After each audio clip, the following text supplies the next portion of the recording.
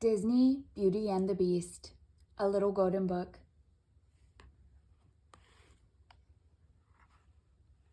Disney, Beauty and the Beast, adapted by Teddy Slater. Once upon a time, there lived a young prince in a beautiful castle. Although he had everything his heart desired, the prince was spoiled and selfish. One winter's night, an old beggar woman asked the prince for shelter from the cold. In return, she offered him a rose. Repulsed by the old woman, the unkind prince turned her away. The woman warned him not to be deceived by appearances, since beauty is found within. When the prince dismissed her again, the old woman's ugliness melted away to reveal a beautiful enchantress. The prince tried to apologize, but it was too late. The enchantress knew there was no love in his heart.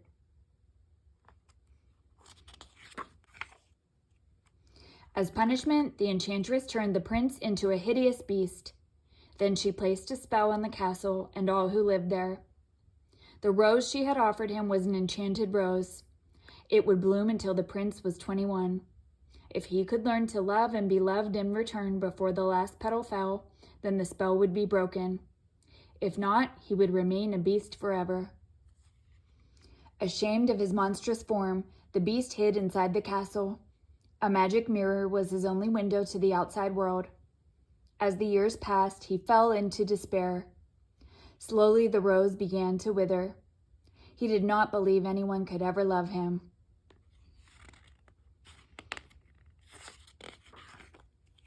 In a nearby village, there lived a beautiful young woman named Belle. Belle, unlike the other girls in the village, cared only for her books. She always felt out of place. Belle loved to read about adventure and romance. Her father, Maurice, loved books too. Maurice was an inventor, a genius, according to Belle, a crackpot, according to the townsfolk. Belle is even stranger than her father, the villagers whispered. Her nose is always in a book, and her head is in the clouds. Gaston, the handsomest man in town, wanted to make Belle his wife. Even though she thought he was a brainless brute and turned him down again and again, Gaston was determined to wed the lovely Belle. One cold day, Maurice hitched his horse Philippe to a wagon and set off to show his latest invention at a faraway fair. But Maurice read the map wrong and became lost in a forest. As an icy wind whistled through the trees, he suddenly heard the howling of wolves. Philippe bolted, and Maurice fell to the ground. Trying to escape the wolves, the frightened man ran deeper and deeper into the woods. He came to a castle and stumbled inside. There he was greeted by Mrs. Potts the teapot, Cogsworth the clock, and Lumiere the candelabrum, who had all been servants to the prince. But before he had time to marvel over these strange creatures, an even stranger one appeared, the beast. When Maurice stared in horror, the beast howled angrily. Then he scooped Maurice up and carried him off to a dungeon. Meanwhile, Philippe had made his way back home. Belle took one look at the riderless horse and knew something awful had happened to her father. "Philippe, take me to him," she cried, leaping into the horse's saddle. Without a pause, Philippe thundered off toward the woods. When they reached the castle, Belle burst inside and searched frantically for her father. The enchanted objects led her to the dungeon, but just as she found Maurice, the beast appeared. Belle let out a terrified gasp at the sight of the hideous creature. She begged the beast to free her father. When he refused, she bravely offered to take Maurice's place. "No, Belle!" Maurice cried. But the beast agreed to the exchange. Before Belle could bid her father goodbye, the beast led her to her room. "The castle is now your home," he said gruffly. Belle was free to go anywhere she liked, except the west wing. "You will join me for dinner," the beast ordered. "That's not a request." Still, Belle refused, and the beast stomped off in anger. That night, Belle slipped out of her room and found her way to the forbidden west wing. There she saw the enchanted rose by the window. When she reached out to touch it, the beast suddenly appeared on the balcony outside the window. Belle screamed and fled from the room. Her heart pounding, Belle ran out of the castle, mounted Philippe, and galloped off into the night. But a pack of wolves soon had them surrounded. Belle was helpless. Suddenly the beast was there, throwing the wolves aside. Belle heard terrible snarling and howling as the beast and the wolves battled for their lives. At last the wolves ran off into the woods, but the beast lay in the snow, badly injured. Back at the castle, Belle carefully tended to the beast's wounds. Gentle as she was, the beast roared in agony. "I barely touched you," said Belle. Then she saw the look of pain on his face. "I forgot to thank you for saving my life," she added softly. The beast only grunted in reply. But when Belle turned away, a hint of a smile appeared on his face. In the days that followed, the beast tried to be a proper host. He showed Belle his library, and she began to teach him how to act like a gentleman. "Perhaps it isn't too late," Cogsworth whispered to Mrs. Potts and her son Chip, the teacup. If Belle could only love the beast, this dreadful spell might yet be broken. Before long, Belle thought of the beast as her dearest friend, and the beast thought of little but the beautiful Belle. One night while she was teaching him to dance, the beast asked, "Belle, are you happy here, with me?" "Yes," she said without hesitation, but the beast saw a trace of sadness in her eyes.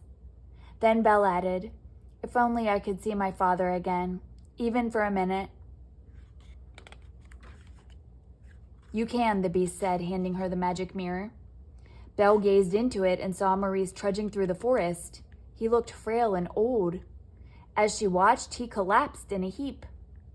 "I must go to him," Belle cried. "He might be dying." "I release you," the beast said sadly, "but take the mirror. Then you will always have a way to look back and remember me." With the magic mirror to guide her, Belle soon found her father and brought him home. But their happy reunion was cut short by a pounding on their cottage door. The townspeople had come to take Maurice away. Gaston's friend Le Fou stepped forward. "Maurice has been raving that you were imprisoned by a hideous beast," he said. "Only a crazy man would tell such a tale." "But it's true," Belle protested. Her worried eyes searched the angry crowd and fell on Gaston. "Gaston," she cried, "you know my father isn't crazy. Tell them." Gaston whispered to Belle that he might be able to calm the crowd, if she promised to marry him. "Never!" Belle exclaimed. "And my father is not crazy. There really is a beast, and I can prove it." She turned to the crowd. "Look in this mirror and see." The townspeople looked at the beast in the magic mirror and grew frightened. "We must hunt down this savage animal," Gaston cried. After locking Belle and her father in the cellar of the cottage, the villagers rode off to storm the beast's castle. Luckily, little Chip had stowed away in Belle's saddlebag.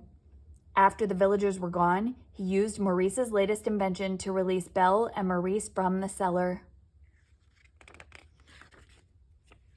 By the time Belle reached the castle, the townspeople had broken in. Gaston and the beast were fighting on the castle roof. The beast managed to knock Gaston's weapon from his hand. There was nothing to stop him from killing Gaston. Gaston screamed for mercy, and the beast turned away from his enemy. Then Belle watched helplessly as Gaston plunged a knife into the beast's back. The beast roared in pain. Backing away from the wounded beast, Gaston lost his footing and fell off the roof into the fog below. Belle rushed to the beast's side. "You came back," the beast said weakly. "At least I can see you one last time." "No, no," Belle said, sobbing as she kissed his cheek. "Please don't die. I love you." At that moment, the spell was broken. In one magical instant, the beast turned back into a prince, and the enchanted servants returned to their human forms. The castle came to life with rejoicing. There was no doubt that the loving couple would live happily ever after.